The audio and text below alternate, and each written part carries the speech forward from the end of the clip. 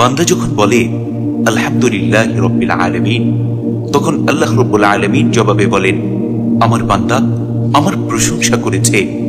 বান্দা যখন বলে আর রহমানির রহিম, তখন মহান রব্বুল আলামিন খুশি হয়ে জবাবে বলেন, আমার বান্দা আমার গুণ বর্ণনা করেছে।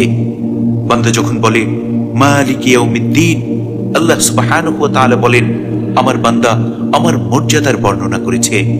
বান্দা যখন বলে ইয়্যাকা না'বুদু ওয়া ইয়্যাকা নাস্তাঈন, তখন আল্লাহ বলেন, এ হচ্ছে আমার ও আমার বান্দার মাঝে একান্তে আলাপ। আমার বান্দার জন্য তাই রয়েছে যা সে চায়। বান্দা যখন বলে ইহদিনাস সিরাতাল মুস্তাকিম সিরাতাল্লাযীনা আন'আমতা আলাইহিম গায়রিল মাগদুবি আলাইহিম ওয়ালাদ-দাল্লিন, তখন আল্লাহ রাব্বুল আলামিন বলেন, এসব হচ্ছে